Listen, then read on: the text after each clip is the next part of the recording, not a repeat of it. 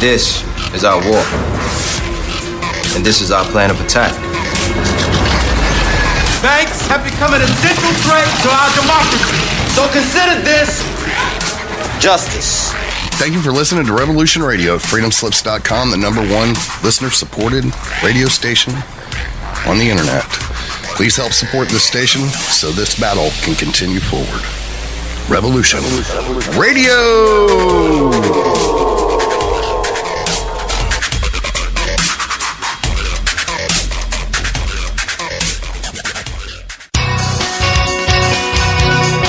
Thank you for listening to Revolution Radio at freedomslips.com. Any commercial advertising you may hear in this program is of the sole discretion and benefit of the host of whose program you are listening to. Revolution Radio does not endorse any commercial products, nor does it accept monetary compensation for on-air advertising of commercial products, nor will it ever. We are and shall remain 100% listener supported. Any product advertising on this program are considered used at buyer risk, and Revolution Radio shall not be held liable for any claims or damages received from any product advertised within this program. Revolution Radio, where information never sleeps.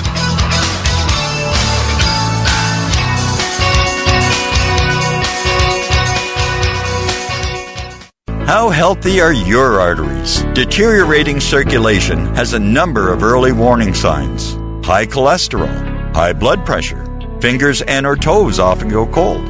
Arms and or legs often go to sleep. Sharp diagonal crease in the earlobe. Short walks cause cramping or pains in legs. Memory is not as good as it used to be. Ankles swell late in the day. Chest pain after physical exercise or emotional stress. If you experience even one of these symptoms, your circulatory system is crying out for attention. Extendivite is a natural solution to help improve your overall health. Extendivite is not your average heart tonic. To order, call 1-877-928-8822 or visit heartdrop.com or find us on Amazon. Extend your life with Extendivite. The opinions expressed on this radio station, its programs, and its website by the hosts, guests, and call-in listeners or chatters are solely the opinions of the original source who expressed them. They do not necessarily represent the opinions of Revolution Radio and freedomslips.com, its staff, or affiliates. You're listening to Revolution Radio, freedomslips.com, 100% listener-supported radio, and now we return you to your host.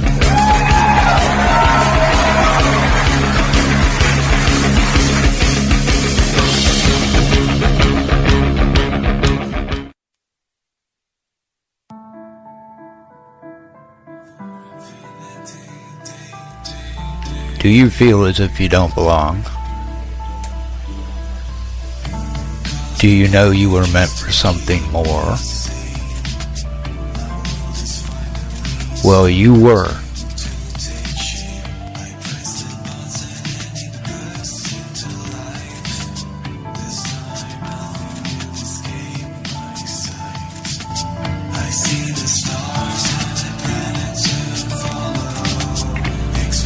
Knowledge of who you are and where you really are from is within your reach.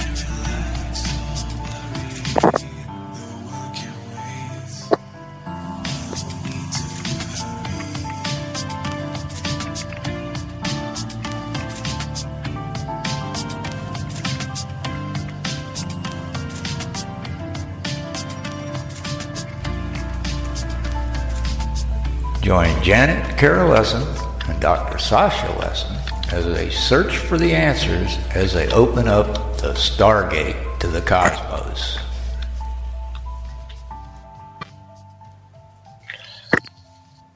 Hello, everybody, and welcome to Stargate to the Cosmos. Oops, let's see, do I have... Here we go. Getting feedback. Okay, here we go. And I'm your host, Janet Kara Lessin, with my co-host, Dr. Sasha Alex Lessin. And our producer is Thomas Becker. And today we have a very special guest, Marty Rosenblatt. And I'm still getting feedback. Okay. Mr. Rosenblatt began his technical career. Oh, wait, let's see. Where was he? Oh, I want to do his education. He has a BA in physics from UCLA, and an MS in physics from UCLA. So why we have him on today is that he's involved with the Applied Precognition Project. He's the president. And we are going to talk about remote viewing. And there's a conference coming up, Applied Precognition Project, June 28th to the 30th, 2019, at the South Point Hotel Casino in Las Vegas for 3 days. And there's a number of different speakers, and the schedule and a banner is up on aquarianradio.com. So I don't know if everybody can hear me, but I'm getting a lot of feedback, but let's see if this clears up. Sasha, Dr. Lessin, are you there? Yes, can you hear me also? I can hear you clearly. Does this, are you getting any feedback or from me, or does it sound clear? Sounds fine, honey. Okay, so okay. About remote viewing, I'd just like to, I'm a psychotherapist, so we use remote viewing in the sense of we have people who do remote viewing inside the body, belittle and go about the places, establish dialogues and start things going. And, and so it's actually a big part of, and it's also something we use as an empathetic tool. You want to really tune somebody in or walk behind their eye and remote view the world from their face. And there's all research on this is the way you can actually free yourself from the limited band of consciousness that we say we can access. And there's portals or ways of singularities in everything through which we can connect. So I'm looking forward to today's talk because I'm really excited about remote viewing. Excellent. So, Marty Rosenblatt, welcome to our show. And do tell us a little bit more about yourself. Okay. Thank you. And it's a pleasure to be here.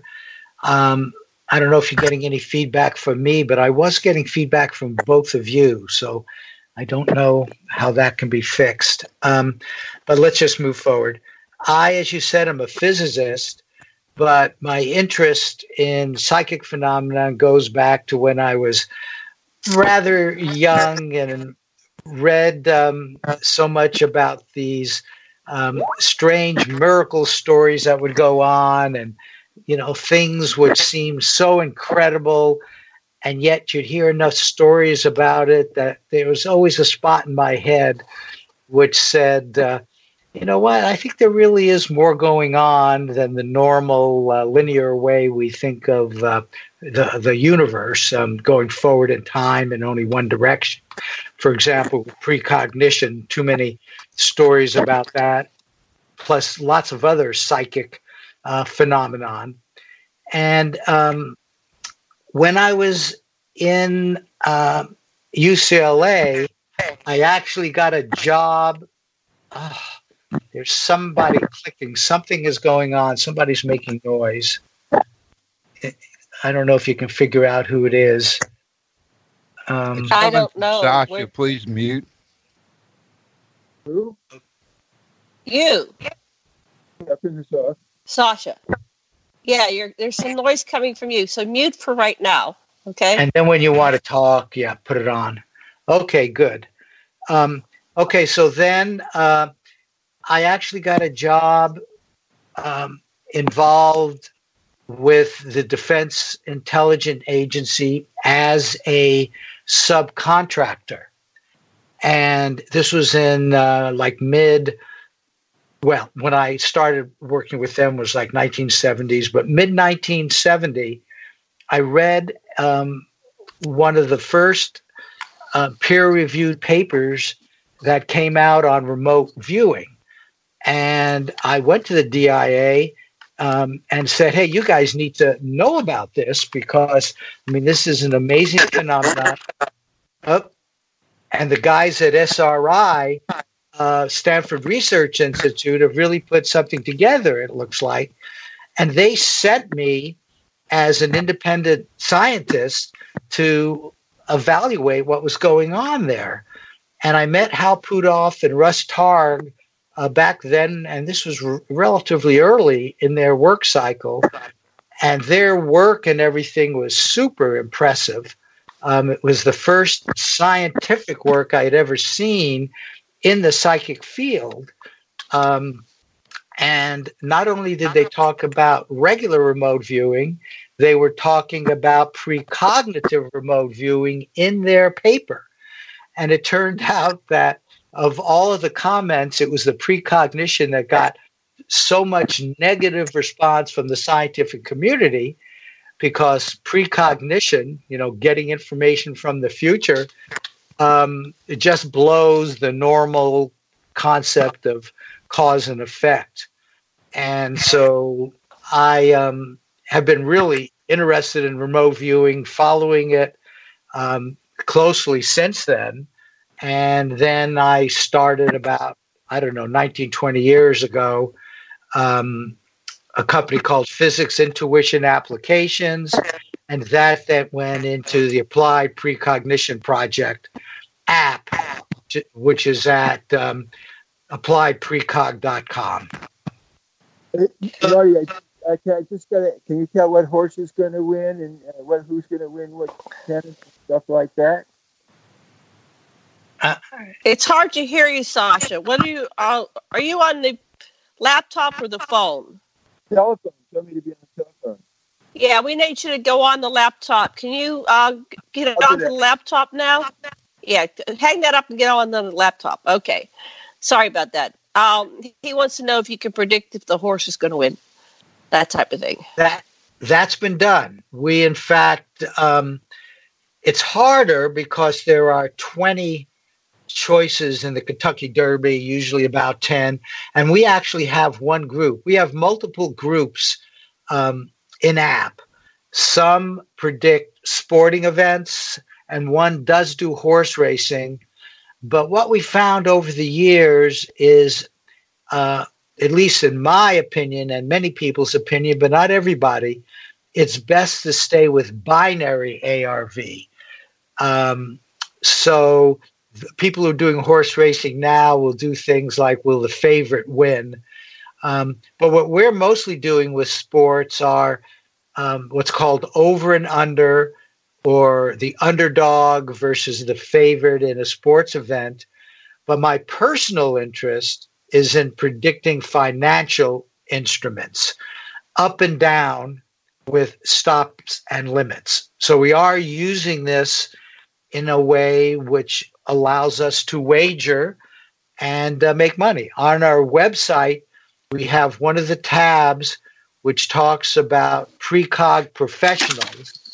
And you can see how these professionals indeed have made money. And app is closely associated with a nonprofit called APPI. That's like the Institute, App Institute, whose goal is to take the professionals which are developed in app and use them, pay them. And we've actually started a hedge fund. So we're using precognition for real now. It's no longer in the experimental stage. It's been proven so many times, but to use it and to find the best people who are talented, that's the stage we're in now. Wow. Sasha, are you back on with us? Not sure what's going on. Not yet. Okay. Not yet. I don't know. Okay, so I had a bunch of questions, but now I'm distracted trying to get poor Sasha on. But yeah. Okay, so it's so accurate now. What's the level of accuracy of these people that are able to predict things like the stock market and the different games and the outcome? We consider our professionals. We won't turn them into professionals unless they have kind of a sustained average of about 60 plus 65%. We track their predictions, and we have what we call hit rate charts. And so they need to be well over 60% before we'll bring them in. The really good ones and the ones we're looking for, and I hope some of your people will actually come to our website and start making predictions because they can earn money, but we're looking for people who could be sustained up at about 70%, 65 to 70 to 75%. And we have a few who are doing that. But the challenge is it's not perfect, and they oscillate. And so that's what we're doing. But as I said, we have a whole group of people who've already made money, and right now there are people who are also earning money as we speak. Wow. Mm-hmm. So I've always been pretty psychic, so I can go make money doing this. That would be cool. You can go to our website. If I get accurate. Okay. Well, that's right. But you'll be able to see, you get a chart. As you do yours, we have multiple groups. So, you can do virtually as many as you want per week. A lot of our people really do it because they enjoy it, because you are learning about your own consciousness. But then there are that group that are both enjoying it, because I don't think if you don't enjoy it, you're not really going to be good at it. But they enjoy it, right, and they're earning money. But the exploration of personal consciousness is so wonderful. I mean, and this is a particularly good way to do it, because you get feedback, within days. So it's great. I will. I'll check that out. And that website is, again, what was it? It's www.appliedprecog.com. Precog.com. I will go test it out. Appliedprecog.com. Yeah. Mm-hmm. Good. Okay. I'll test it out. Sasha, are you with us yet? Yeah, I didn't hear the intermittent conversation, so I'll sound like the boob I am. Anything I have to do.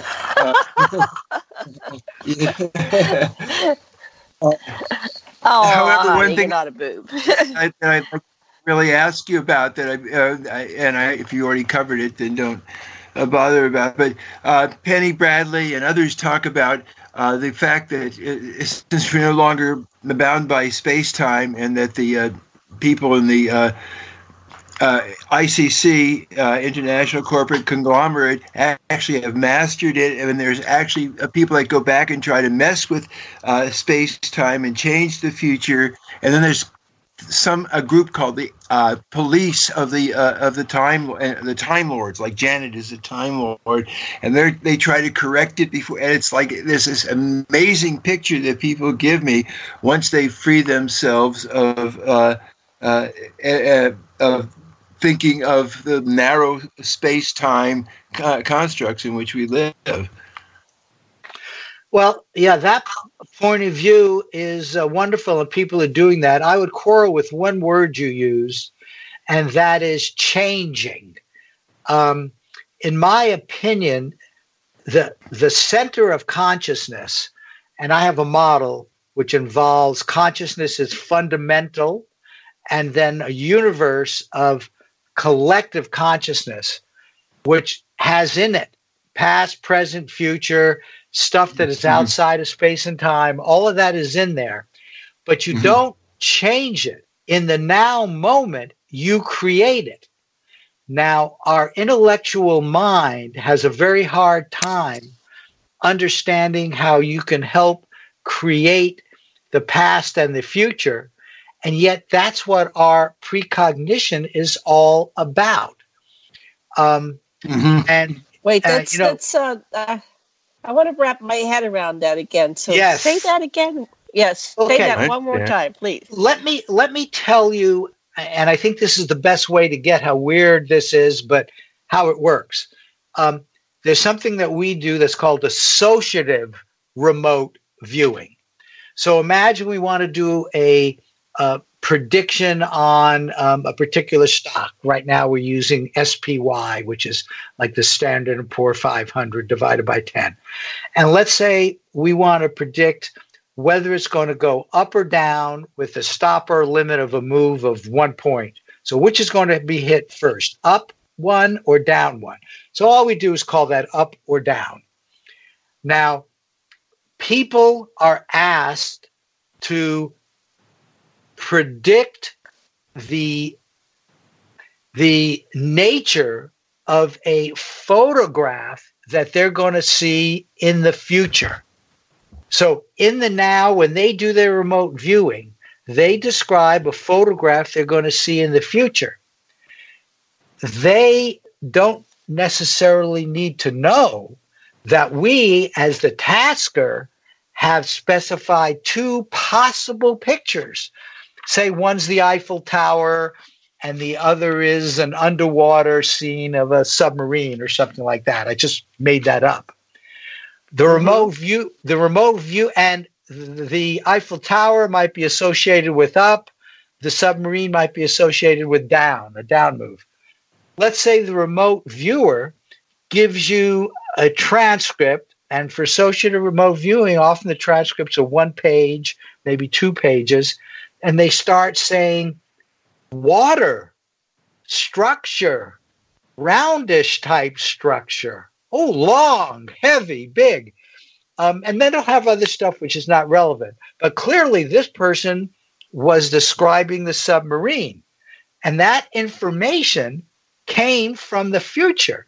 So their now moment is entangled with the future feedback session when they see the submarine. And we get then to invest in the side of the submarine, which in this example I think was down. But what this shows very clearly is that they're precognitively pre-knowing the future when they see that feedback picture. We actually call it a photosite because they could pick up sounds and smells and textures. Remote viewers could do all that. So it's not just viewer, it's feeler and smeller and taster and everything like that too. All your senses can be activated by your subconscious, right? And it is in remote viewing. But so notice, precognitively, in the pre-knowing, you got this information. The knowing occurs at the feedback session, which is later, say a couple of days later, and that retrocausally, and there are a lot of conferences now called retrocausality conferences, where from the feedback session, you are actually causing, I like to call it entanglement. Some people say you're causing information to go backward in time, but you know, the model and what's actually happening, we don't understand. But what we do know is that retrocausality is a part of the reality. And when you look at it from the perspective of the feedback, you're sitting now with your now conscious moments at feedback. And at that time, you are entangling with the earlier time. Mm-hmm. Now, but you can't, that's what's happening. So you're creating really both of those things, but they're entangled in a sense like quantum mechanics, except now it's all in kind of idea space. It's in this space of universe of collective consciousness. So I don't think you're changing anything. You're actually creating both of those. Mm-hmm, mm-hmm. Hope that helps. Yeah, I understand.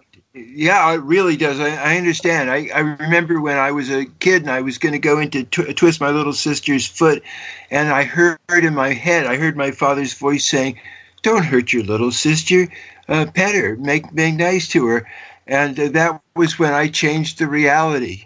I live the reality of the future and the present. Okay, good. So here, go ahead. Finish your thought. Yeah, go ahead. Then I have. Well, I was just going to say, I don't know if you've heard of Joe McMonagle, but he's probably the best known public remote viewer out there. He's done so much work on Stargate and all of that, and he's just retired. But he's been with us. He'll be at our conference. And when he does these sessions, you talk about being talented, there's no way he could get as much detail as he gets except from entangling with the future. And that's when he sees it. And so feedback is a very important part. Now, sometimes you can entangle with the future and not even know if you're right or not. But in associative remote viewing, we always give you feedback because there's so much to learn from it. How well did you do? And then you ask yourself, how can I do better? And people can get better and better at this. It's like a mental martial art. And practice, practice, practice, just like almost any other sport, music helps a lot. So who's doing this all now? Are governments using it? I saw the movie The Men Who Stare at Goats, and that was about the Vietnam War era. And those people were learning how to basically kill a goat just by looking at it, right? And then they didn't like that, so they freed all the goats at the end. It was a great movie. It was a fun movie. I didn't like it. You didn't like it? I thought it was fun. It was fun, but that was the point. It was too Hollywood, and it made fun, too much fun, in my opinion, of the real reality of remote viewing. I mean, this is real, and precognitive remote viewing is real. And I think that movie made a little bit too much fun. And I don't know if they ever killed any goats or not. I know. So you can't look at something and it drops over dead. I don't know. Yes or no. I believe psychokinesis is real, but I just don't know if anybody has ever killed a goat and other things. But remote influencing of yourself, you see, that's where my interests lie. Another way of looking at this is you are, from the feedback session, remotely influencing your earlier time self when you do your remote viewing. But notice there's nobody else involved. There are no issues of ethics. The only people involved are you. You start working on goats or other people, the ethics become really complicated, and I just as soon avoid that. And what we're doing totally avoids that, totally avoids all that. Well, where did this research begin? Did it begin with our government? Did it begin with the Russians? I mean, people were making fun of psychics and all this stuff in the beginnings, and now it's being respected. Tell us a little bit of the background about this whole field. Well, if you really want to know the background, as far back as I've been able to trace it, is the oracles of Delphi back in the days of the Greeks. They were like the pinnacle. People used to come from all over their world, and they were, I don't know, I wish I remembered the time. I don't remember the time, but clearly pre-BC, 1000, 2000. This is ancient Greek. And the oracles of Delphi, people used to go and ask them for advice, and they never called it remote viewing, of course, but that's just what it was. And a lot of it was precognitive. In fact, they were chosen because of a precognitive super match that they did by whoever was the head of the Greek world then. Now, in our world, we did start getting into some of this stuff because we heard that the Russians were, and that just kept leapfrogging, and we were in it. The Stanford Research Institute people coined the word, and I think Ingo Swann was involved in that. He was also one of the great early pioneers here of remote viewing, because they couldn't say psychic. You couldn't get any government funding if you said psychic. And so they coined the word remote viewing, and it was used for all kinds of things, including spying on the Russians. And I'm sure they were spying on us, and so were the Chinese. Almost all of the major countries got involved in remote viewing. Yeah, so are people actually there? Is there part of you, like your light body or astral body, that actually goes there? Well, you see, we often use the expression outside of space and time. So what there is isn't clear. And this universe of collective consciousness has all this information in it, and you can move around in this information space. However, there's something called bilocation, which I know Mel Riley, Joe McMonagle, and many others have experienced it, where they actually did go to the site and they felt they were physically there. Mel Riley talks about gunshots. This was like Civil War era, and dust in his face, and somebody looking at him and seeming to recognize that it was unusual that he was there. I don't know how Mel was dressed. He doesn't know how he was dressed.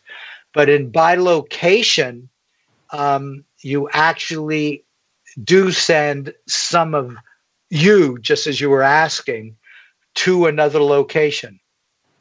The military never liked it because the guys would stop recording. I mean, it was such an overwhelming experience. But yes, part of you. What do you mean?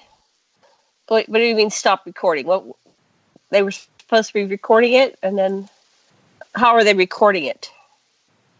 Is it in those days, camera?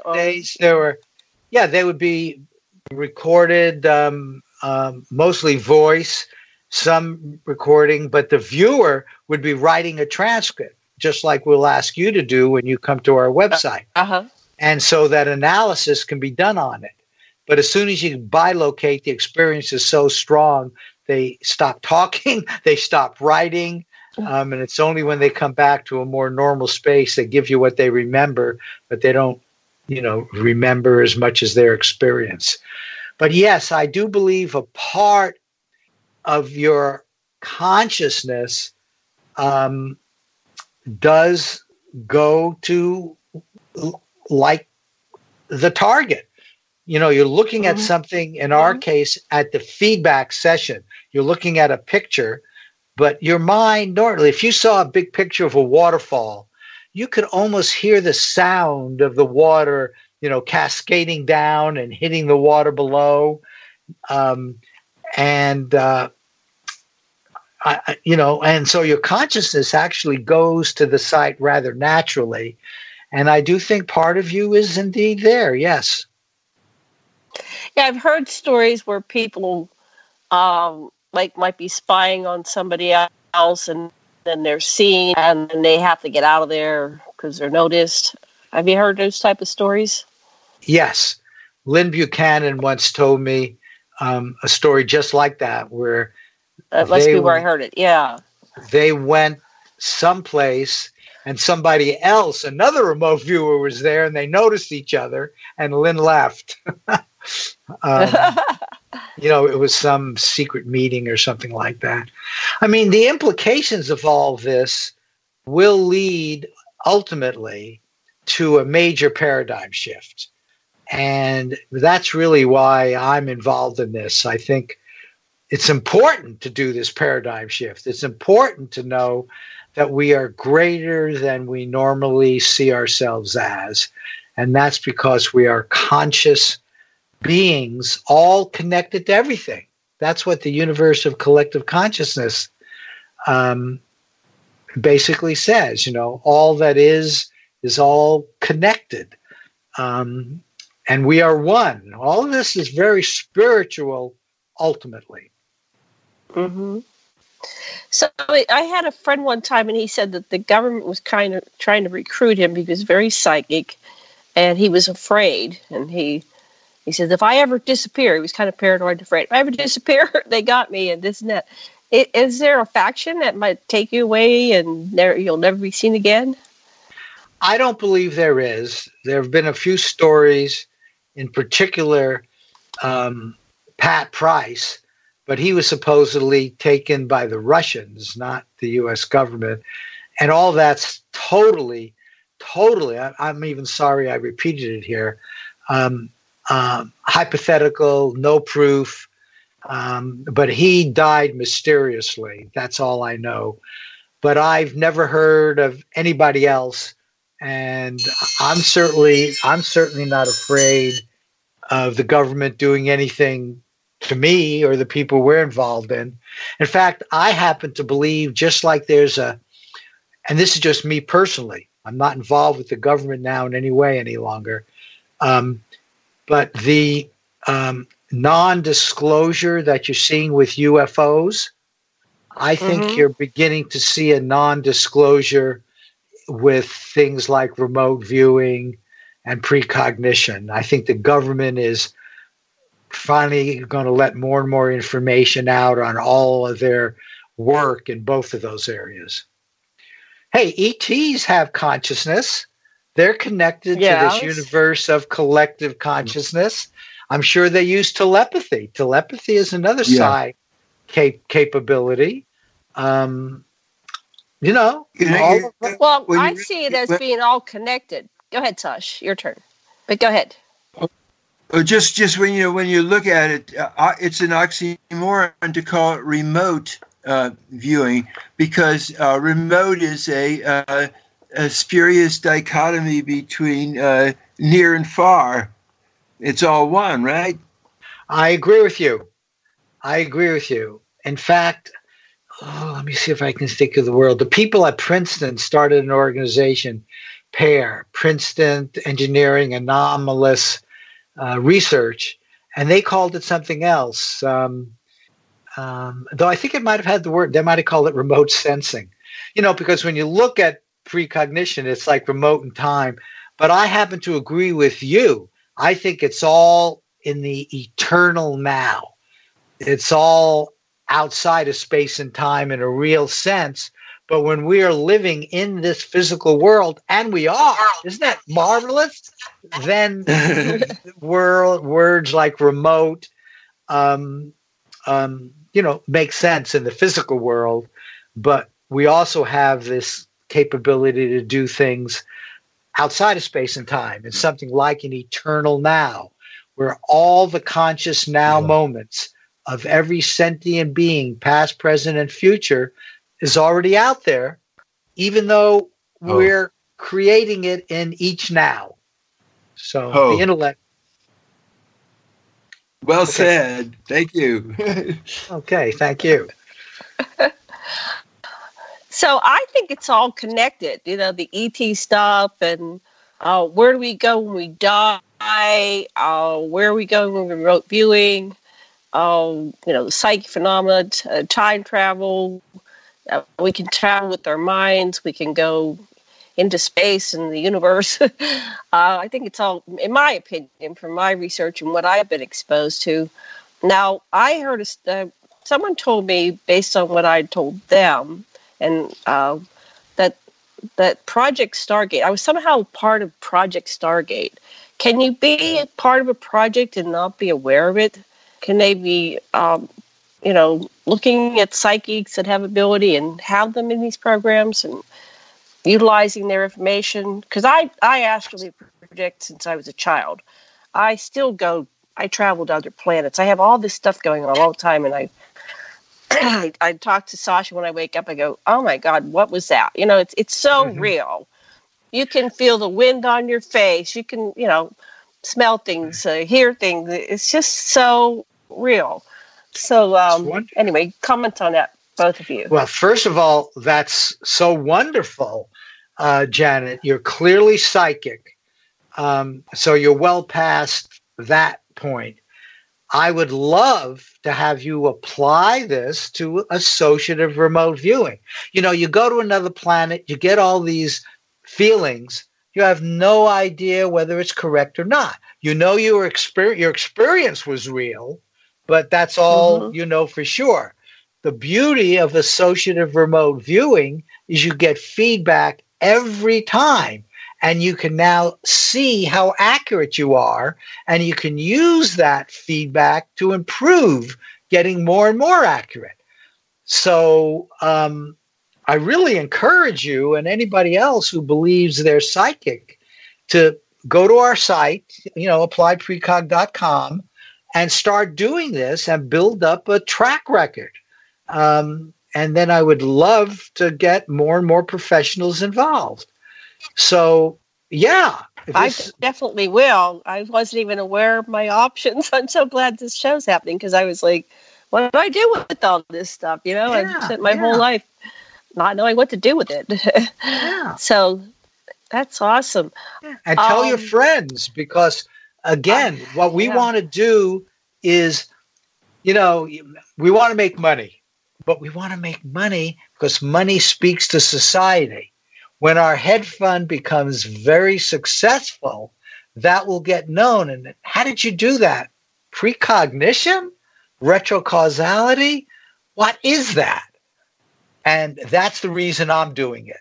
I'm, I've got enough money. I don't, I'm not really out for the money. I am out to educate society. I'm all about education. And that's what our conferences are all about as well. Oh, I agree. Sasha, you have a question or feedback? No, I'm just, it sounds fascinating. For me, at every level, it's whenever you come to some dichotomy, rich, not rich, how do you span?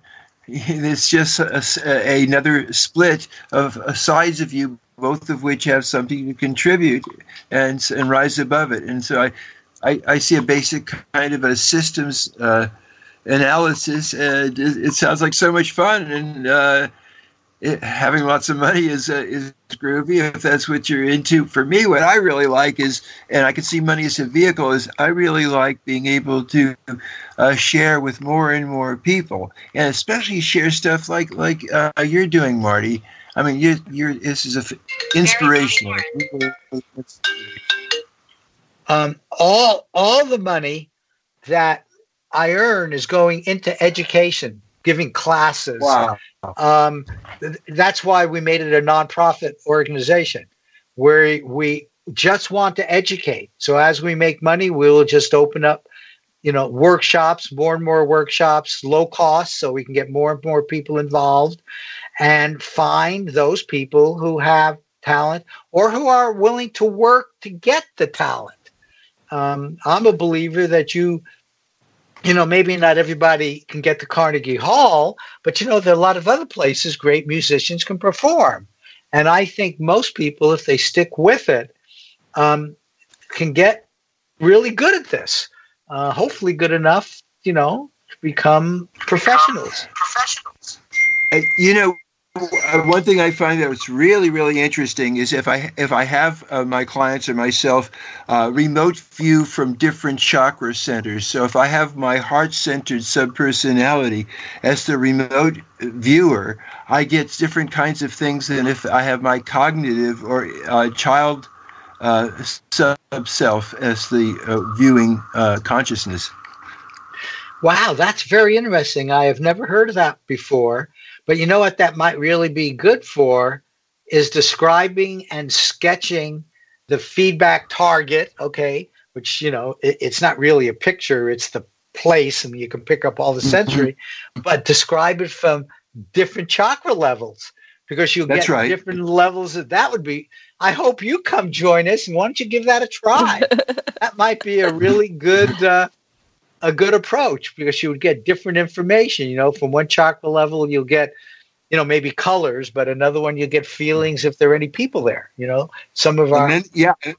That's right. And then from your center, you can get a sense of how these aspects choreograph and contribute to a larger picture. That's what the center and the fair witness does in my therapy.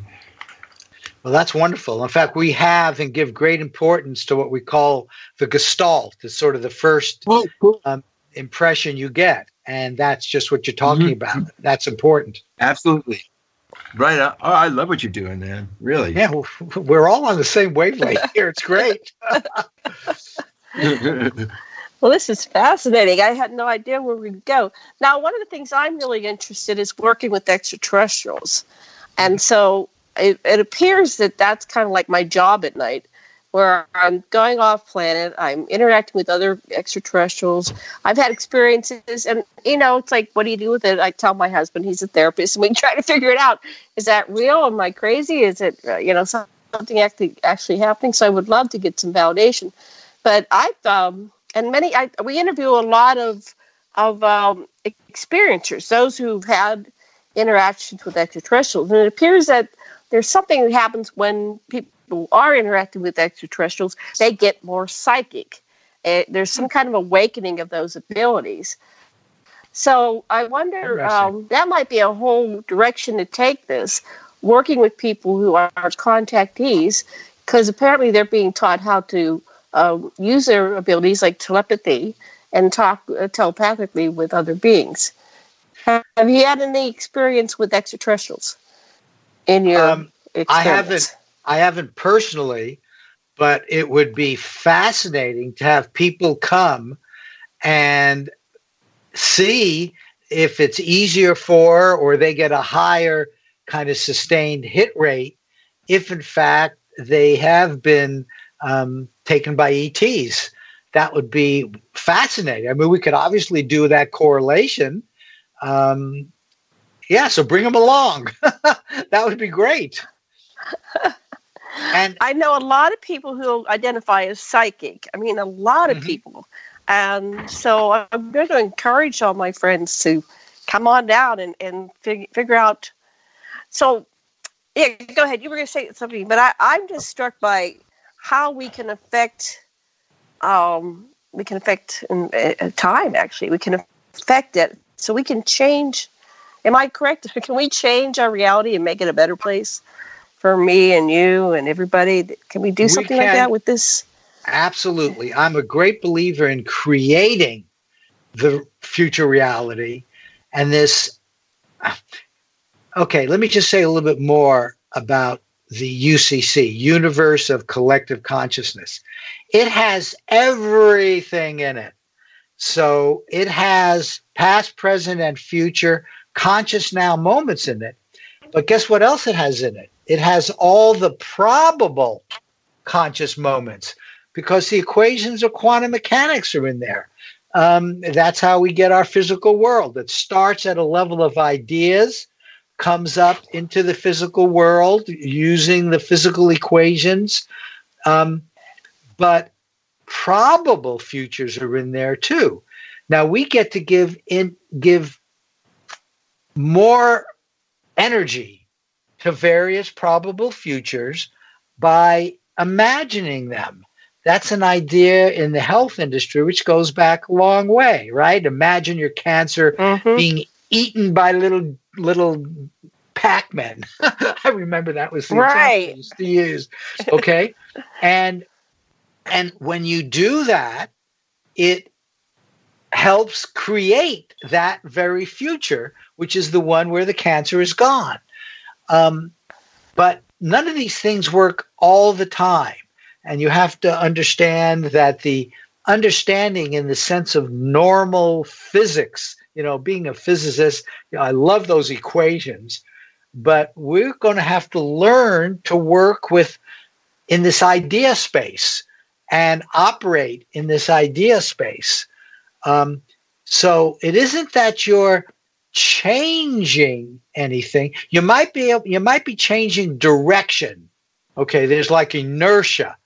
But as soon as you imagine something being better, a better world, being health problems going away, and you or somebody else,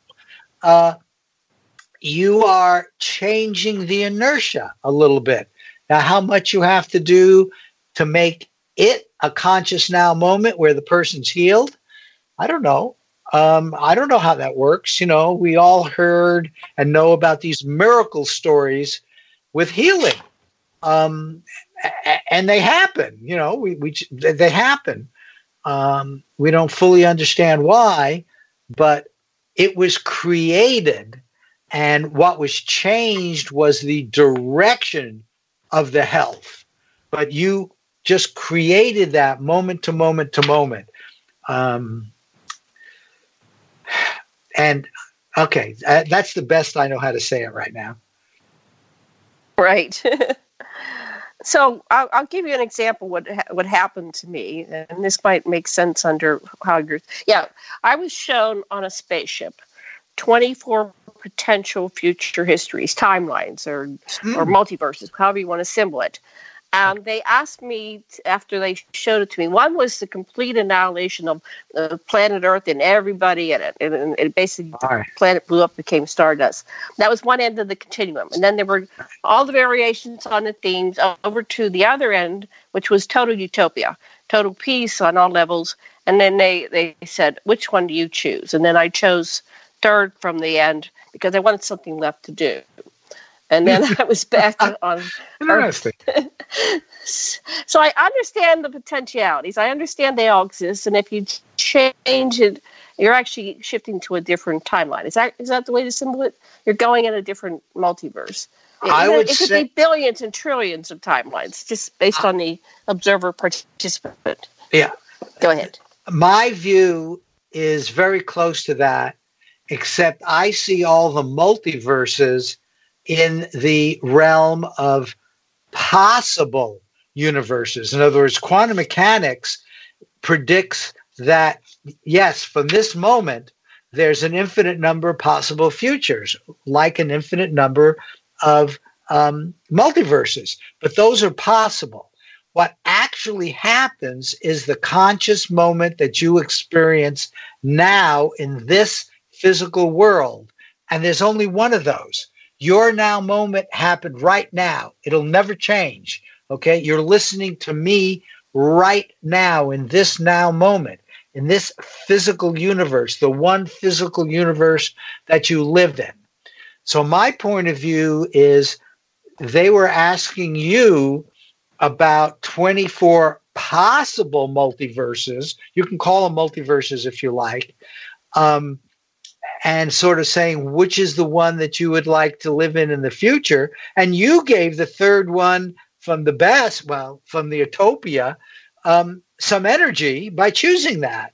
And hopefully they added some energy from that one as well. And I think that the work I'm involved, and there's a lot of psi work and health work going on, all of those people have something like the kind of utopia. We have a commonality. Those of us who are doing this kind of work do have a sense of spirit, a sense of oneness. And I would love all of these people to hold that really good image, even of utopia or one or two back. And if they had a lot of money, they would work to make that happen without even thinking about it, because they would make the choices which are consistent with their image of the far, long-term, earth-bound future. Wow.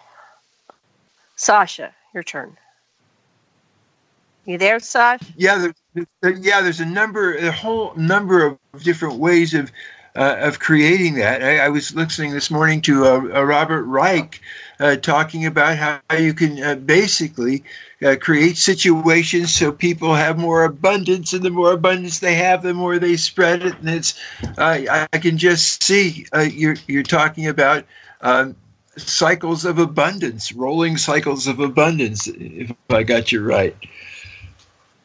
Yeah, of course, that would be terrific. More and more people being able to do that. You know, the way the world is going now, we're so focused on negative stuff. It's very scary to me. And we have to turn that around. And, you know, I mean, at one level, everybody wants to turn it around, but I'm not seeing it happen. How do we get more and more people to experience abundance? And that's one of the challenges. Giving that as an option, having people realize that they have an option. A lot of people feel hopeless, that they're victim. They're a victim. They don't know that there are options. But if we empower people that they can create their own realities, and it really is not just a cliche. It's like, no, I really create my own reality. I can be an active participant on where I go. I can cure that cancer. You know, they can get their heads around things. People are usually able to manifest things, right? If they get their heads around it, it makes sense. Got to reach them in their intellect first, and then they'll get the aha. And they'll go, oh, okay. I mean, it's something like that. Yeah. I don't have it 100%, but that's what the ETs say. They say that the reason why they're so interested in humanity is that we can imagine. We are the species that's able to image it, imagine it, and pull it down into 3D physicality. And that's why we're so important in the universal scheme of things, our ability to imagine. You see, I agree totally with what you said. And our challenge is to get a majority of the population to understand the kind of mindset that we're discussing here, that indeed you can do that. You're not a victim of simple cause and effect. You are a person who can cause things. You're like, and I emphasize the word like, a God. And you got to be really careful when you say that, but I think you understand that. You have much more control over your future than you would normally think. And if we can get more and more people to believe that. Well, we're going to focus on that when we get back after this commercial break. So we'll be back in 5 minutes. Don't go away.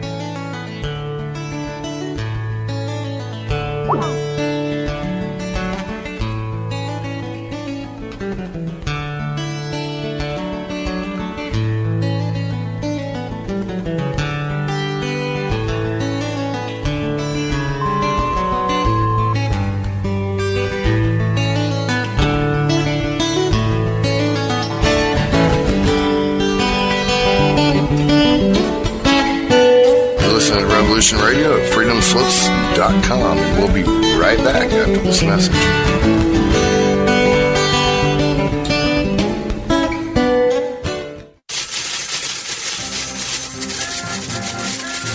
In breaking news, a visiting Syrian diplomat reported today that their population is evolving rapidly and advancing into a fifth-dimensional consciousness. They are seeking peace with all cosmic cultures, which may mean that the Earth will be asked to join the prestigious Galactic Federation of Light Alliances. Please join Debbie West and Michael Hathaway on Lost Knowledge, Saturdays, 3 p.m. Eastern Standard Time in Studio A, for the latest breaking news on the Star Visitors' peaceful contact and the ongoing project of cleansing the Earth. Who are you? I am the architect. I created the Matrix. I've been waiting for you. Why am I here? You are the eventuality of an anomaly which, despite my sincerest efforts, I have been unable to eliminate from what is otherwise a harmony of mathematical precision, which has led you inexorably here. You haven't answered my question. The Matrix is older than you know. As you are undoubtedly gathering, the anomaly is systemic, creating fluctuations in even the most simplistic equation. Choice. The problem is choice. Right here at Revolution Radio, freedomslips.com. Be here Wednesday evening at 8 p.m. Eastern Time for Private Eye Matrix Revealed with Monique Lessin.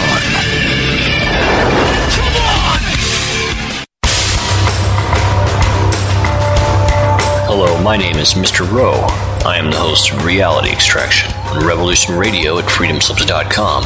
I utilize logic, intellect, and magic to methodically autonomize, vivisect, analyze, examine, study, scrutinize, and extract an essence of reality from a fog of illusion and confusion. You can find me on Studio B every Thursday at 1700 hours Pacific Time. That's 8 p.m. Eastern. No topic taboo, no subject too strange. I strive to take a neutral standpoint during the dissection of the topic at hand. That's Reality Extraction with Mr. Rowe on Revolution Radio.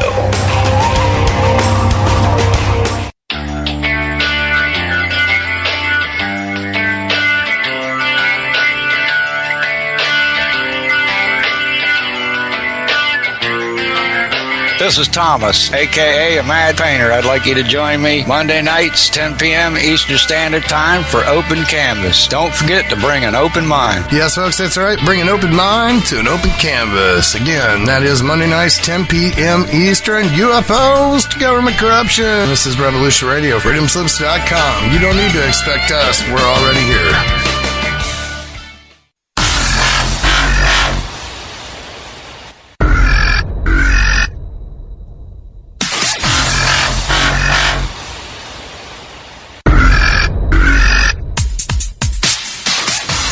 Thanks for tuning in to Revolution Radio. Here at Revolution Radio, we are listener-sponsored and commercial-free, but there still are bills to pay.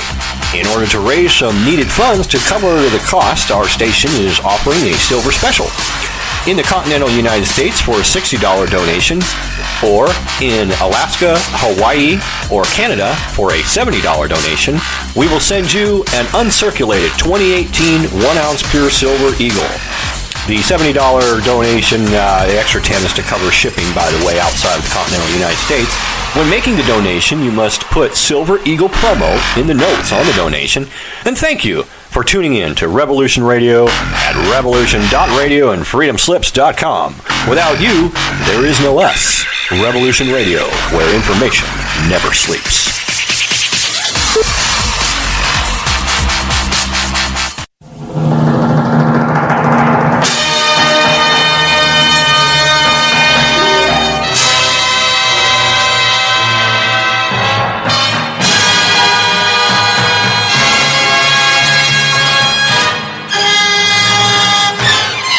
Collision courses back.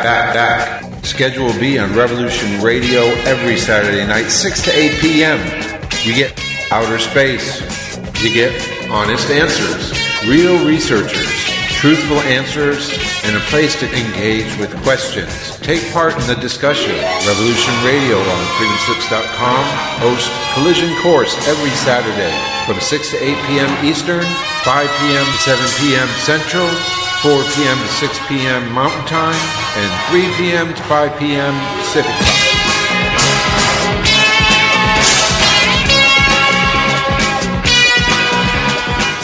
How healthy are your arteries? Deteriorating circulation has a number of early warning signs.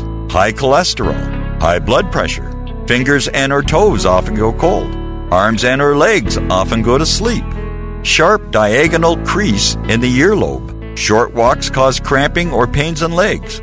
Memory is not as good as it used to be. Ankles swell late in the day.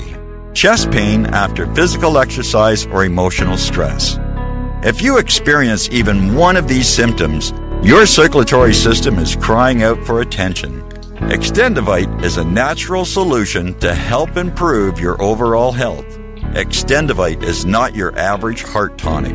To order, call 1-877-928-8822 or visit heartdrop.com or find us on Amazon.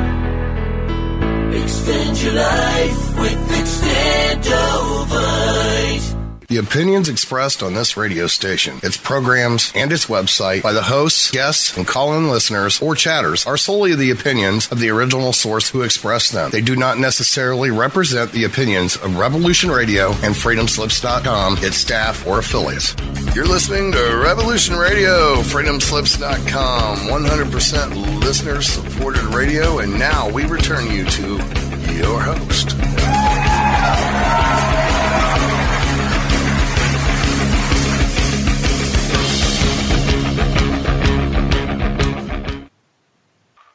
Aloha and welcome back to Stargate to the Cosmos, and I'm your host, Janet Care Lessin, with my co-host, Dr. Sasha Alex Lessin, and we're on Revolution Radio with our producer, Thomas Becker. And our guest today is Marty Rosenblatt. We're talking about remote viewing and Applied Precognition. What's your organization? Applied Precognition Project, and there's a conference coming up. Before we get back to our show, I'd like to remind everybody to please go over to that donation button on revolution.radio and make your donation this week, because your donations keep us on air and bring shows to you like this, and we greatly appreciate your donation. Matt Painter, Thomas Becker, where are we in our fundraising efforts this month? We have got 375. We need 2450, and we've got a silver special for $100 donation. You get 2 silver eagles or 1 silver eagle and 1 seed pack. No, I take that back. That's wrong. Never mind. I got the wrong one. The wrong one. It's a 5-ounce silver bar for $160, and if it's outside the continental USA, you need to get a hold of Hawk to see about the shipping. Okay. That was great. Thanks. Sasha, what would you like to do? You have anything you want to say, Thomas, before we bring back Marty? Go ahead, Thomas. I find this awful interesting. I find this show awful interesting and intriguing. Oh, good. Okay, Sasha, your turn.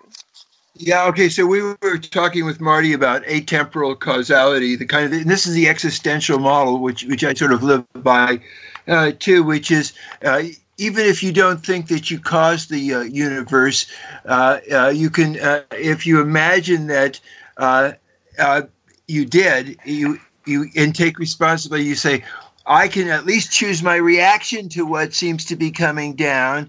Or you can take a step even beyond that. Imagine that you and whatever you're relating to is something that you set up for you to learn really cool stuff, and it's really and it's your challenge. And so that's what I think you can say. Yes, you're causing your reaction to the universe, and you're causing the universe, and you are the universe. That's beautiful, cool. and I that point of view is very powerful. Taking full responsibility for all your now moments and your choices. Notice everything that you experience is in a now moment, but it comes from this idea of an eternal now. And the future and the past are both combined to give you the now moment, which includes both your experience and your ability to make choices. Wow. So I have a question. Is it possible to use this for evil deeds, the evil agenda? And I'm afraid one person's evil is another person's good. I think that people who are doing it would have to feel it's good, but maybe just good for their society, get those awful Americans, the Russians might have been thinking. But I do think you have to feel it's for something good for it to really work well, but somebody else looking at what you're doing, like trying to kill goats, might see that as being evil. Right. And that's what happened with the people in the movie. They said, I'm not doing that. That's evil. Yeah. So they stopped doing it, and they made amends by setting. That was kind of the message of it. It's like, no, I'm not doing it just because my government asked me. So you're the chooser in this. Absolutely. Of what you're using it for, good or bad. And that's kind of a polarity. There's always everything in between. Yeah. Jen, I just can't get over it. Somehow, I didn't see the movie, but it seems like goats must be a metaphor for killing, and a person that becomes conscious no longer embraces killing. That's how I feel too, and I think that'll happen naturally as we can get more and more and more and more people to accept this point of view that we are one. Ultimately, everything's connected to everything else.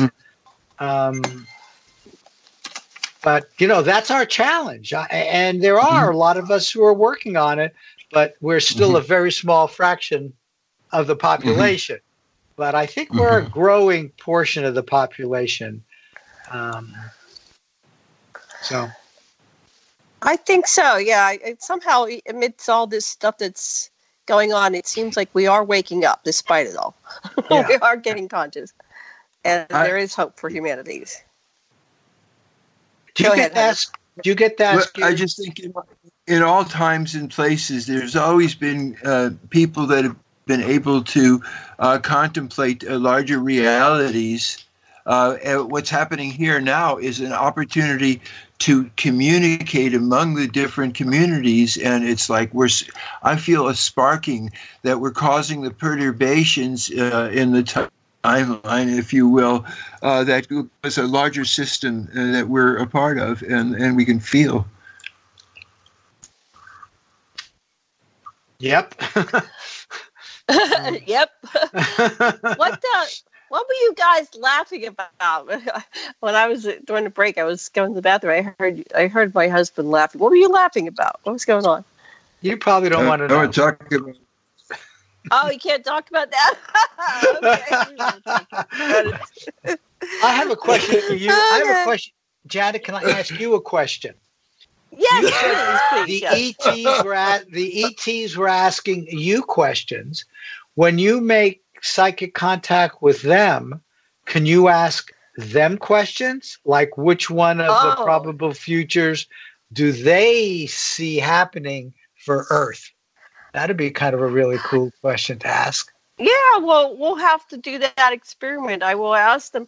I definitely ask them questions because sometimes it's very foggy what's going on, and it just is because they put in some screen memory so you don't bounce back to your body, right? You don't leave. If you become afraid, you just go whoop and you're back, And so they teach you how to stay present and not run away. And so they gradually over time can introduce you to more and more which would be normally frightening things, like not that it's horrendous, but it's out of your reality. So you respond with fear because it's like that's not how it happens here in the human life, in the waking world.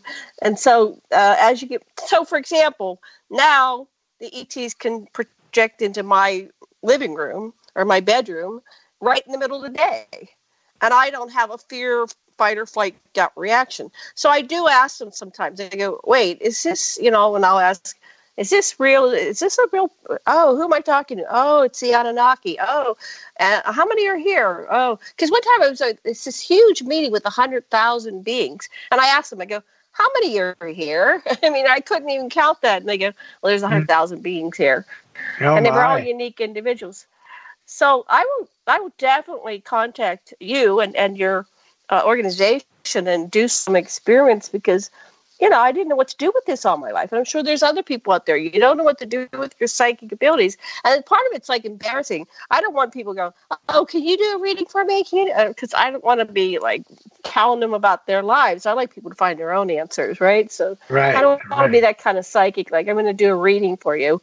But some people like doing that, and it's good for them. It's just I don't feel comfortable doing that type of thing. But learning how to fine-tune this, and, I started with learning about these potential realities or timelines or whatever you want to call them.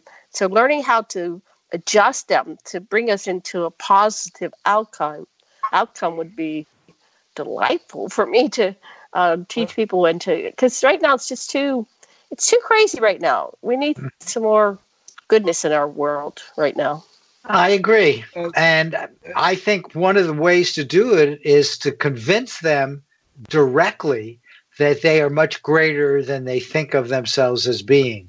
And precognition does that. It blows the normal mindset of linear time.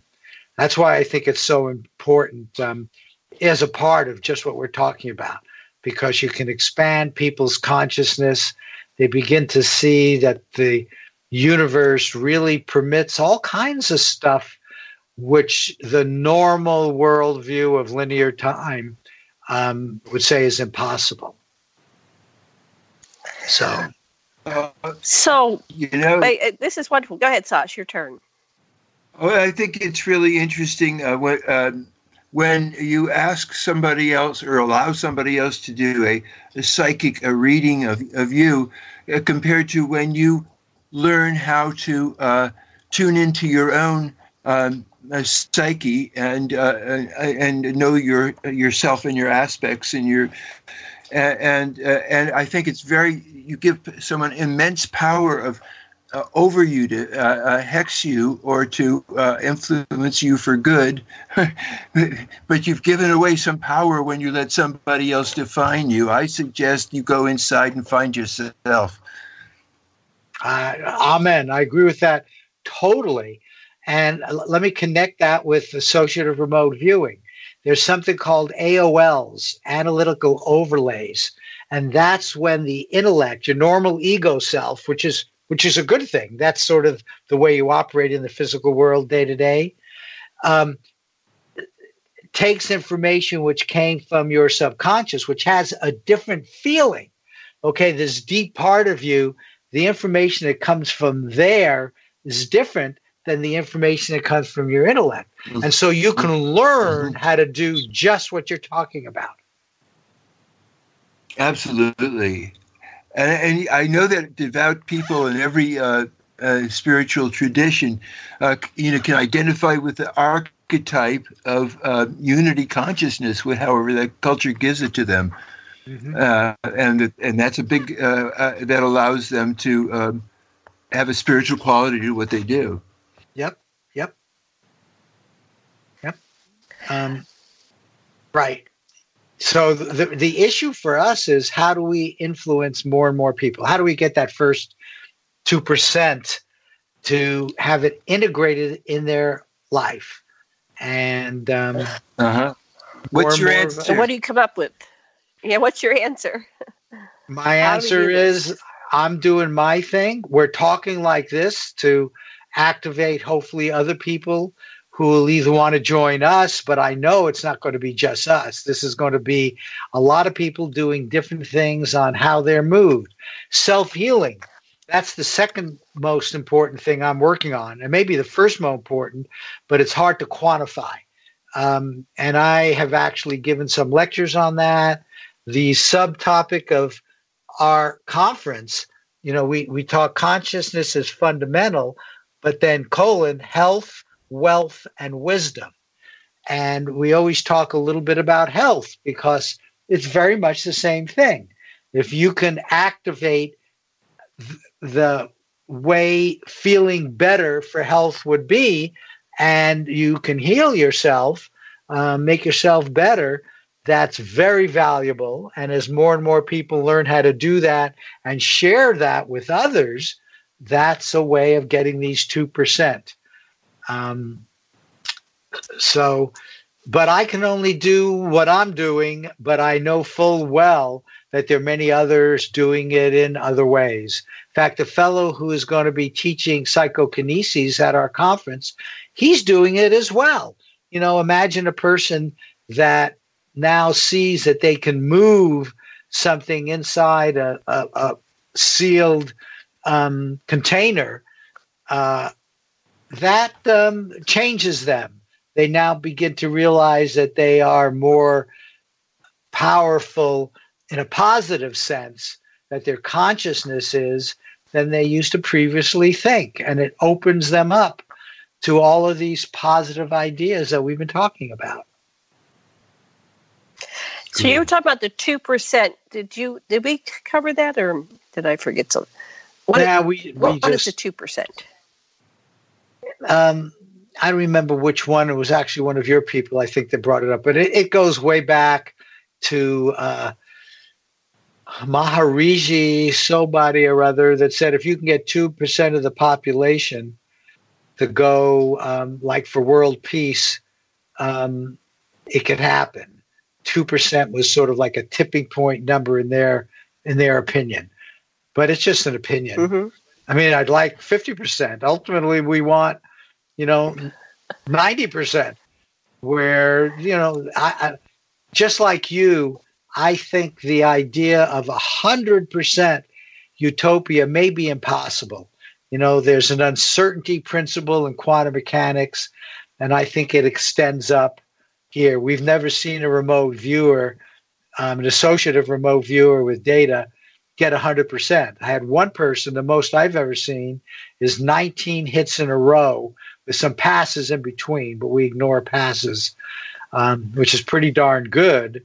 But then he had some misses. It's almost like it's like 100% is almost too good. There wouldn't be enough balance and creativity. It's like you're done. So let me just take when it's not 100%. Step. Okay, you go ahead. Go ahead. I'm going to take that a step further. Another possibility is something I would call consensus. And that means being able to somehow, and yes, what do we do about it? How do we spread it? And what I answer is find the common ground.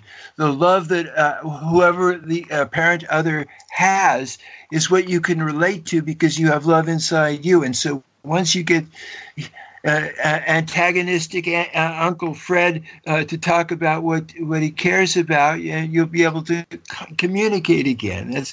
So that's what I think.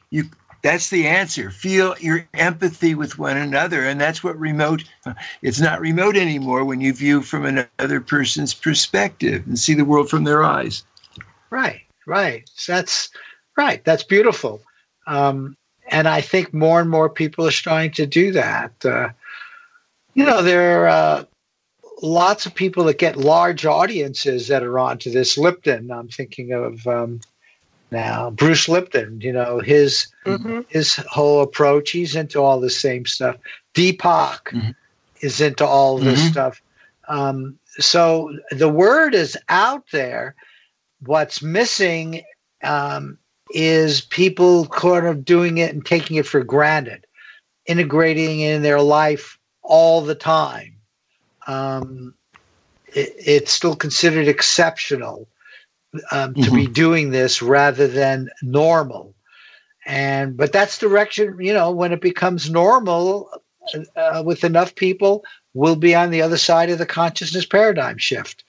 But that's going to, all paradigm shifts have some chaos involved with them because some people are very resistant to that kind of change. What happens to normal stockbrokers? People who are committed to their own way of analytically predicting the future. And that may be one of the reasons no one's 100%. Subconsciously, that might be creating noise. That's at least one of my hypotheses. Social responsibility would have you look at people who are losing their way of life and find compassionate win-win situations and just build that right in. Any innovation has to be balanced by social services. Yep. I don't know if this is really ever going to happen, but I have this dream of taking people like unemployed and getting them to do this and have them become professionals. But bringing them into this is so difficult. I mean, imagine if they can make a profession out of being a precog. That'd be really cool. But, for one thing, they don't really have much time, right? They're too busy at close to a survival level. But there's got to be a group of them that might be open to this. And right now, yes, you mean a model, a kibbutz for them. Yeah. There's no charge for doing this. Kibbutz. There's no charge for any of this. It's a matter of them being willing to take the time to do it. And wanting to and believing that it's possible. Most people don't believe this is possible. That's why it's good for me to talk to you, people like you and people on your show, because you're already over the hump of knowing that psychic phenomena indeed are real. Right. You're talking to this. Pardon, go ahead, honey. Yeah.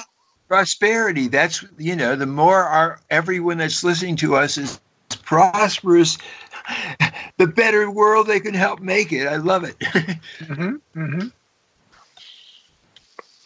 Well, I predict that you're going to get a lot of people responding to this because this is a phenomenal conversation.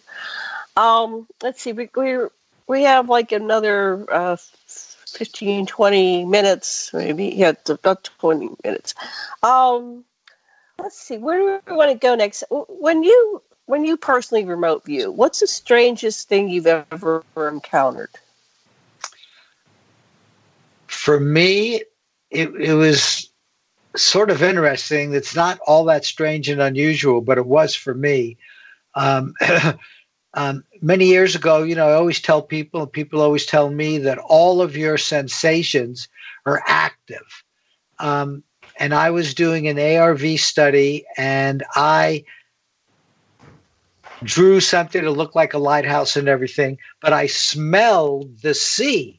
And I smelled it so strongly that it was an ocean scene with the smell of the ocean.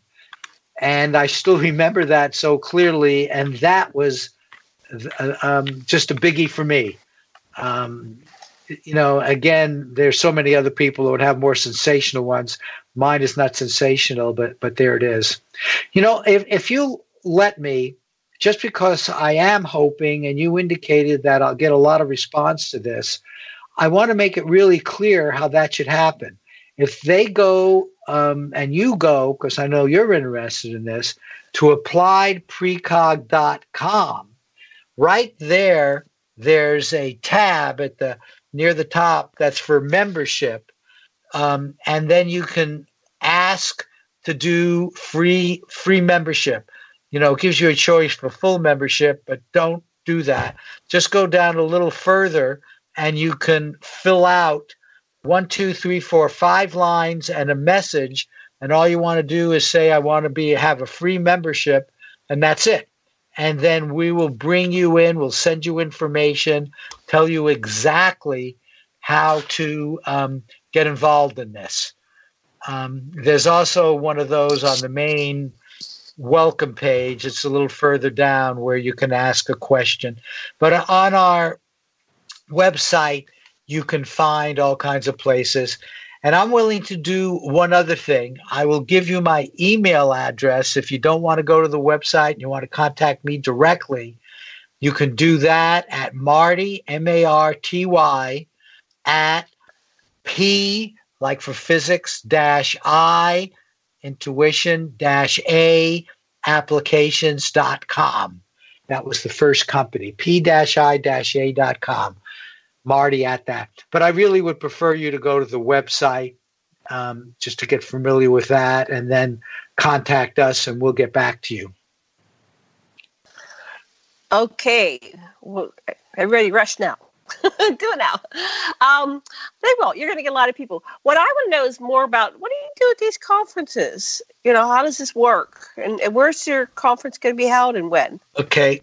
This one is being held, and most of them, we've had a few exceptions, but most of them are held in Las Vegas because we do actual sporting predictions. So we'll be doing 5 ARV predictions there, and then sort of in between, and there is an agenda on our main page where you can just click on the link and you can see the agenda. In fact, the agenda is on your page now. But between that, yes, we have these great speakers like Joe McMonagle, who I indicated, and I think many of your viewers will have heard of him. He's probably the best public remote viewer now. He's done all kinds of things in all kinds of countries, been filmed. He was remote viewer 001 in the Stargate series of projects. It was called other things. So he's a speaker. Sean McNamara is going to be teaching us how to do PK, and he's bringing his little kits along. Then Laurie Williams, who was trained and now teaches classes by Lynn Buchanan. You seem to know Lynn Buchanan. She's a speaker. And so is Steve Browdy, who's going to talk about fear. And Jeff Mishloff is specifically talking about fear. In fact, let me go down to and I can give you some of the titles if you'd like, because it really is going to be an extraordinary one. Steve Browdy is talking about poltergeists. What's going on? Okay. Joe's title is Bizarre, Joe McMonagle, Bizarre Events While Remote Viewing. Sean McNamara, PK for Everyone, An Experience of Mind. Lori Williams' title is Sensory ARV, Your Body is the Link. Jeff Mishloff's title is Fear of PSI. And mine is Your Subconscious Mind and Entanglement Energy. So I will be teaching ARV, guiding people through the 5 predictions, and then I will be doing that. Oh, in addition, you know who we just got, and that's probably why I forgot him, is Lance Mungia, who was the producer of the film that Russ Targ just released called Third Eye Spies. And some of you people might very well want to look that up and Google it. But he's going to be speaking and talking about that and some outtakes, which included a lot of our stuff because he filmed us in Vegas about 3 years ago. And then, okay, so those are the speakers, and this is all going on June 28th through June 30th. So Friday, Saturday, Sunday, June 28th to June 30th. Through June 30th. In Vegas, the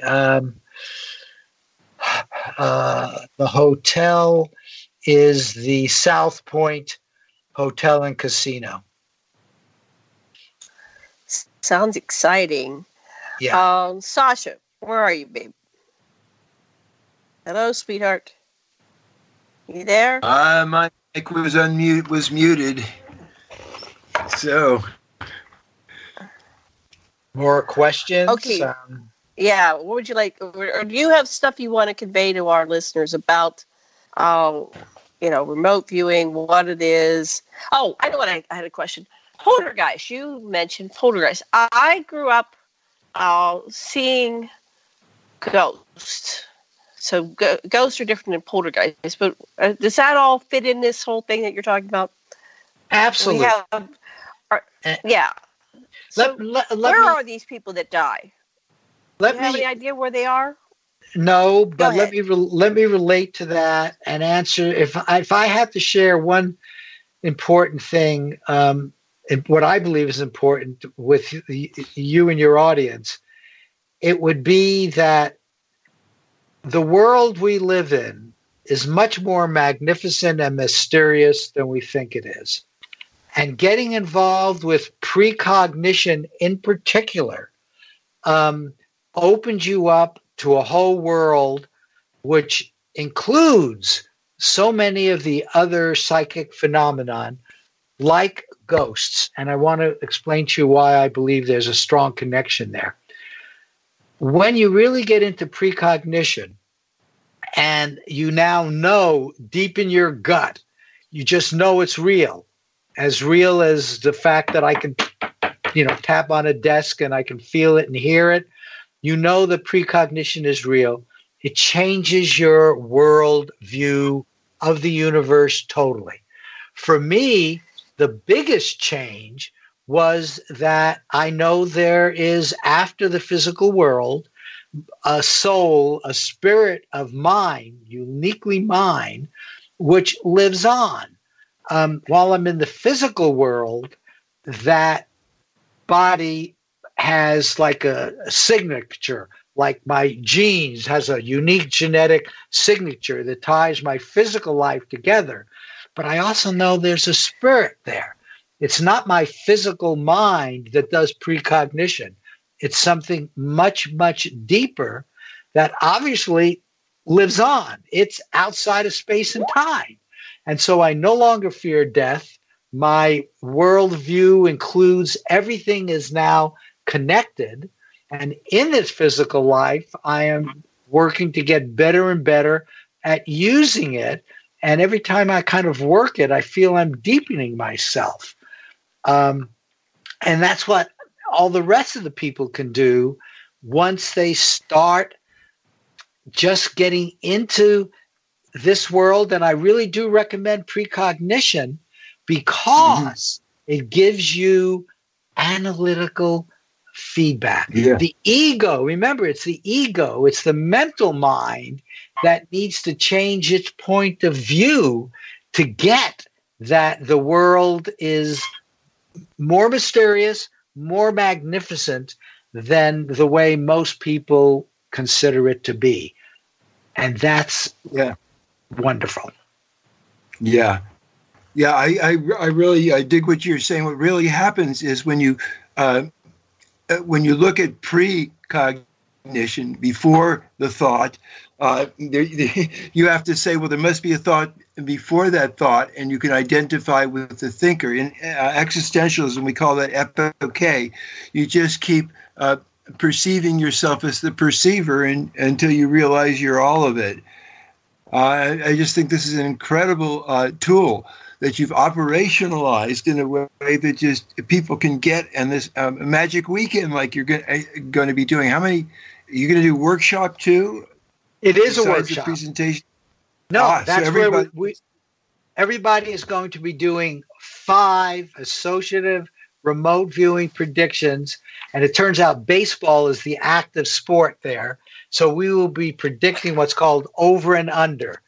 Bookmakers, what we used to call bookies, make a line on a game, what they think the line is going to be, and they're willing to take bets over that number or under that number. And so that's fine. So we predict over or under the line that the bookies predict. And we'll be doing 5 of those in a workshop format.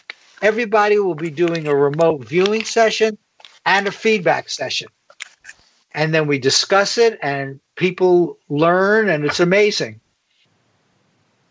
Wow. So if someone learns how to do this professionally and they can earn, how does that work? They can earn money? They can earn a living? Yeah, stop being poor? Yes, when you get good at this, we first have something we call Precog Pros, and you'll be able to see that on our website. There's a link there. Let me see what the link is called. The link is called Become a Paid Precogger. So it's over on the right on the tab bar. And right there, you'll be able to see what others have done. But that's a prelim. Once you get there, and you have to do enough sessions to get invited to be there. But then once you demonstrate that you're good enough and reliable enough, then we bring you over to the fun. But in both cases, you will be earning money independent of what the precog does. It's just based on your hit rate. We have you do 25 predictions, and if you, depending on what your hit rate is, you get paid a different amount of money, including up to $10,000s of dollars. And when you get into the fund, $100,000. If you do really well, you get up to 80%, which is what I'm always looking for, the people who are up to the 80% hit rate. Wow.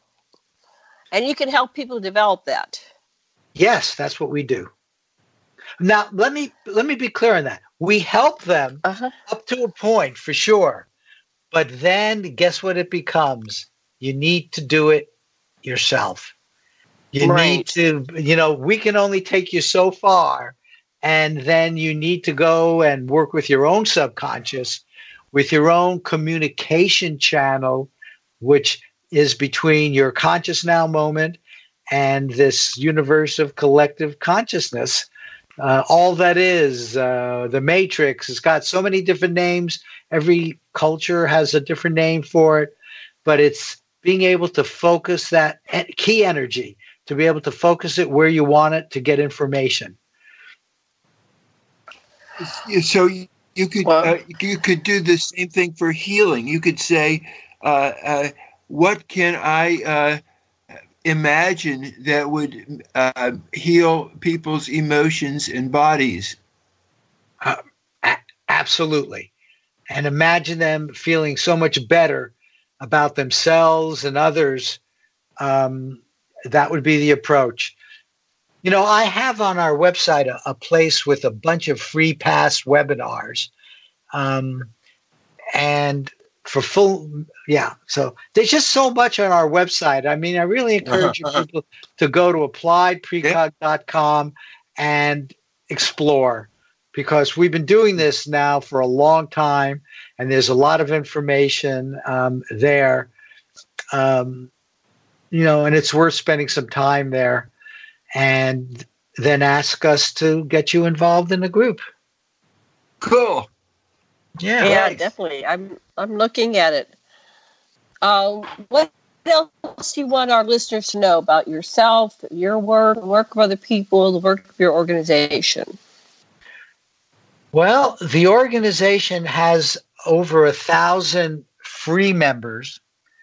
The paid members, and that's $55 a year, they get some extra benefits. We do something that are called Talk With, and if you click on that link, you'll see we've invited the people who are the biggies in the field. Like we've had Russ Targ, we've had Dean Radin, who a lot of you people probably know, Jeff Mishloff. We have people from Europe who are working this field.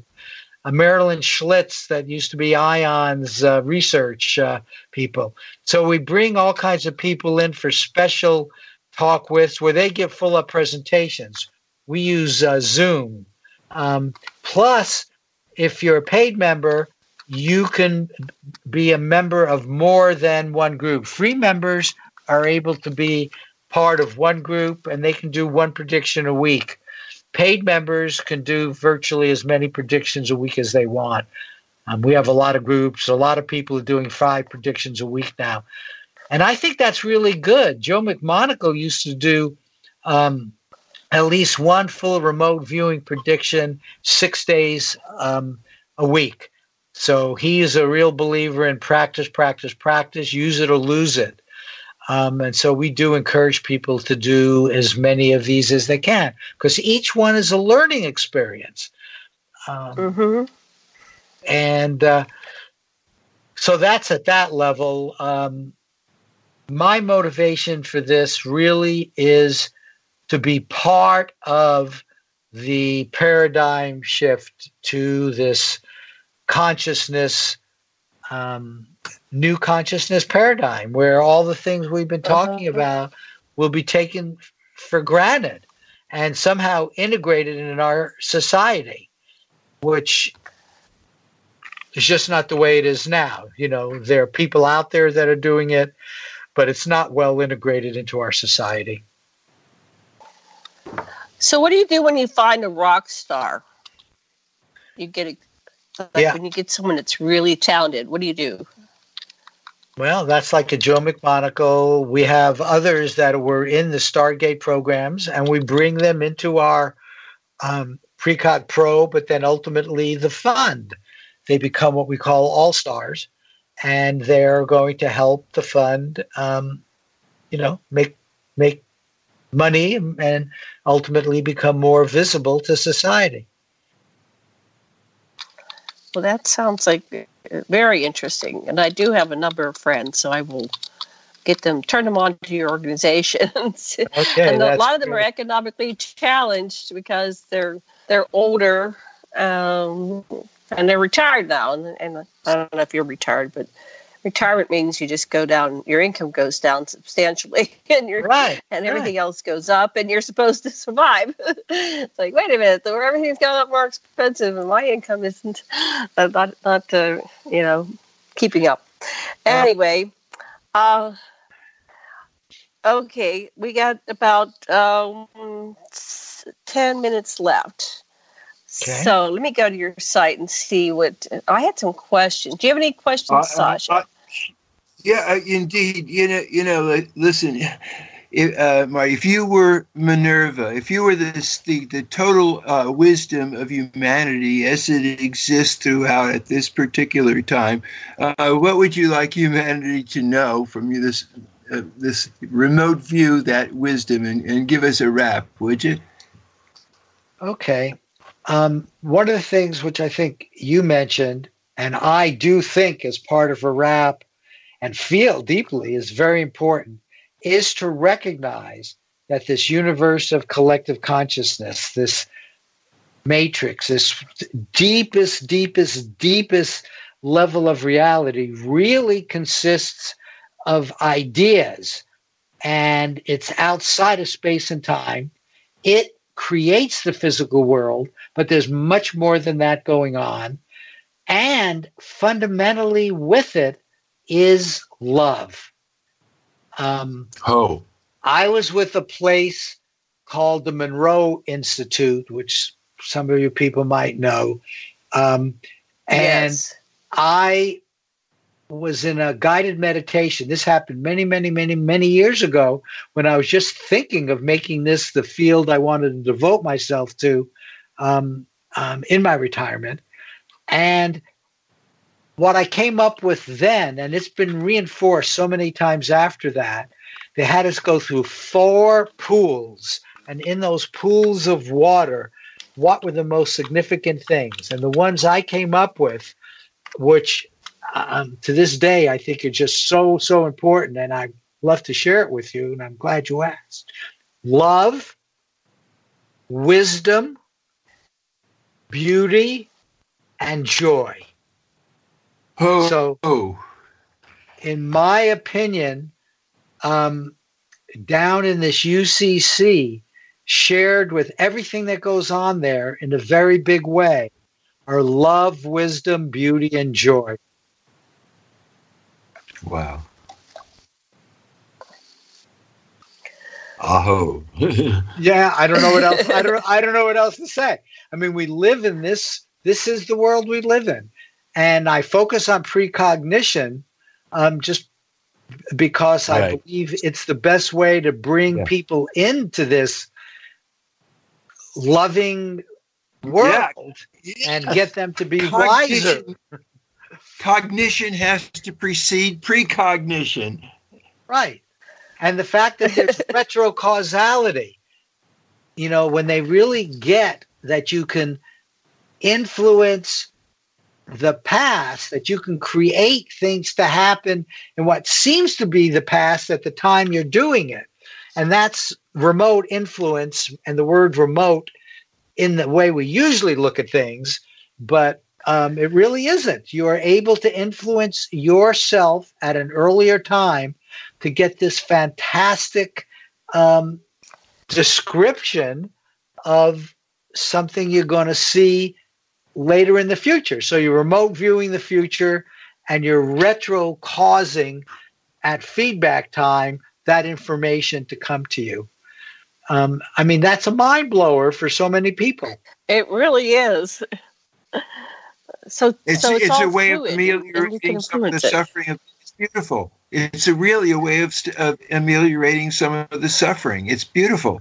Yeah, and you use once you understand this skill and you get involved with your subconscious mind, this deep part of you that's connected to the love and the wisdom and the beauty and the joy,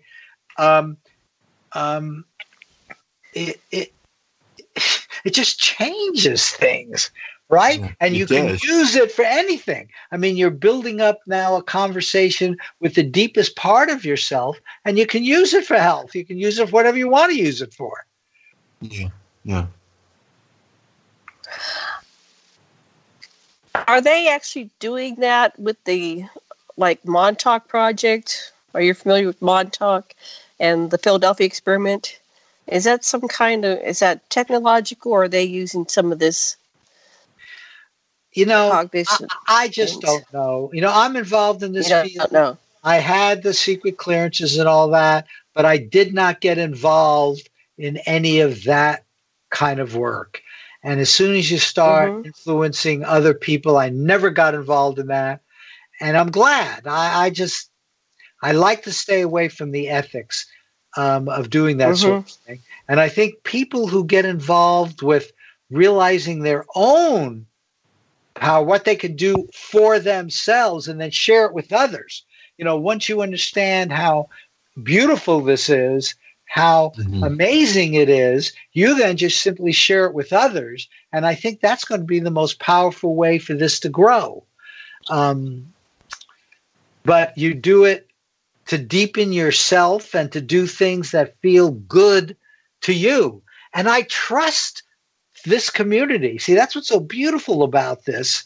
If you get this, and yeah, you make some money with it, the way you use the money is going to be for the benefit of others as well. Yes.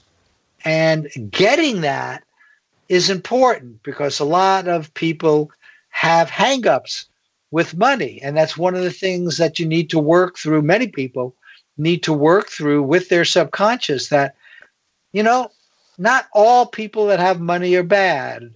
And I can be one of those that will use it for good things. And saying it intellectual is the weakest way of saying it. You've got to communicate that down to your subconscious so it gets it. And that's the kind of work that you do to get better and better at this associative remote viewing. So you mentioned Robert Monroe Institute. Did you meet Robert Monroe? I'm not sure what year he died. No, he died in the 60s or 70s. Yeah, he died before I got there, but I know his daughter, who was in charge of it, Joe McMonagle, used to work out of there. I took their gateway program, and I taught there. I taught with Skip Atwater, who was the head of the Stargate program for the military at Fort Meade. You have to realize there were other government agencies that were involved in remote viewing as well. But the one at Fort Meade was the one that he was in charge of the viewers there. And then when he went to the Monroe Institute, he and I gave many workshops there. And I've worked with Joe McMonagle, Russ Targ at different workshops and webinars, just like the one we're doing here. You know, they progressed, different people. But I've been doing this for many years, and I really hope your listeners, at least some of us, will join us there in Vegas, because there you get to also mix with people who think like you do. How many of us can't talk about this openly with, you know, so many of our friends? I'm finally past that, and they still kid me about it. But even though they're not believers yet, you know, they know that this is what I'm into. And I think more and more of us have to come out of the closet. I think that will help things as well. Yeah, and I think this will encourage them. So what was Robert Monroe doing? Because he kind of started this whole, but he called it astral projection. How does that relate to what remote viewing is? Was he doing remote viewing? What was he doing? Well, he was similar or different? He was focused initially on what would be called out of body, which is like astral projection. You know, where you, and a lot of people see this when they have near-death experiences, they look down at themselves, but he would project himself to other places. Plus, he has these higher focus levels, which get involved in higher levels of, you know, consciousness, he would say. And he did a lot of contacts with the dead. But the out-of-body, he's wrote many books on out-of-body experiences. And I do see that as a type of remote viewing. It's not generally as well controlled, though there are some people who can go out of their body and say they want to go to specific places, but often it's spontaneous. The other thing which is related to this is the dreaming. Oh God, I blanked on the word. There's a kind of dreaming where you can control it. Lucid dreaming. Lucid dreaming. Lucid dreaming. But you see, all of this is, you know, it's just consciousness work. It's using your conscious capabilities to do it in different ways. And different people are inclined to go in different directions, period.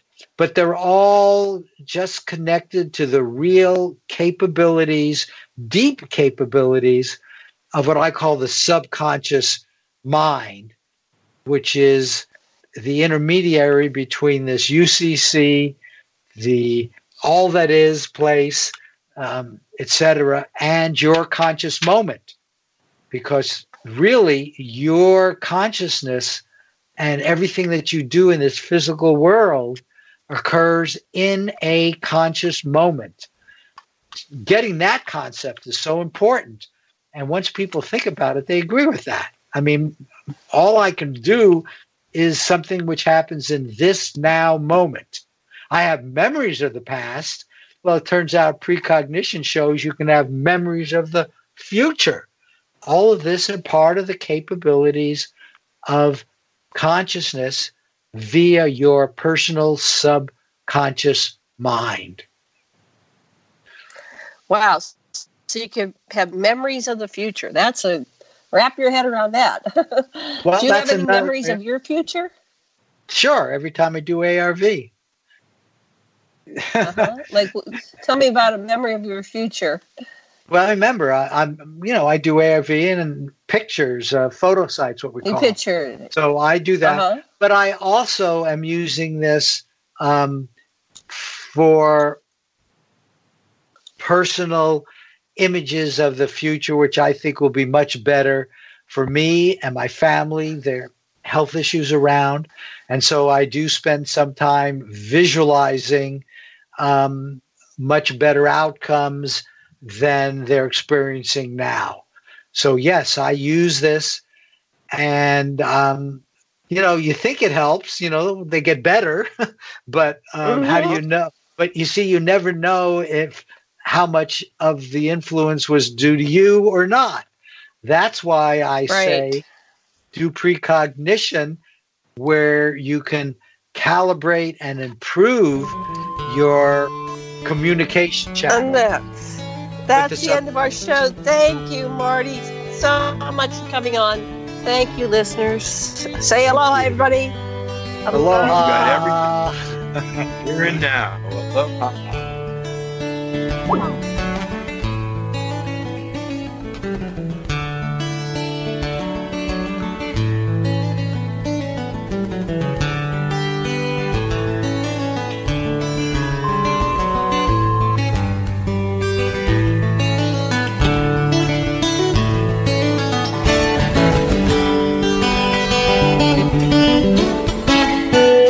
Listen to Revolution Radio at freedomslips.com, and we'll be right back after this message.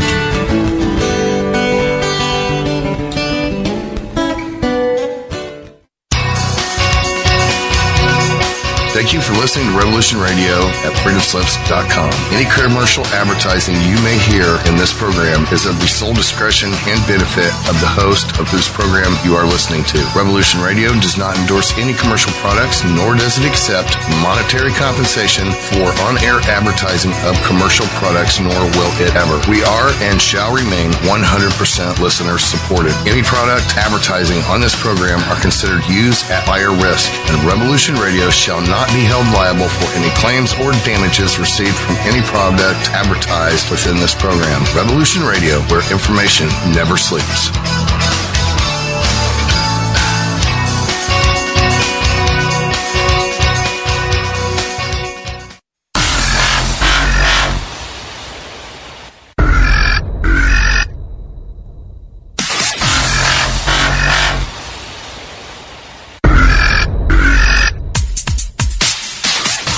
Thanks for tuning in to Revolution Radio. Here at Revolution Radio, we are listener-sponsored and commercial-free, but there still are bills to pay.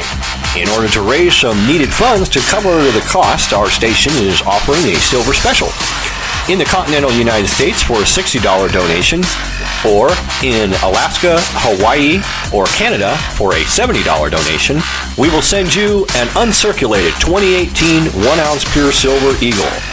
The $70 donation, the extra 10 is to cover shipping, by the way, outside of the continental United States.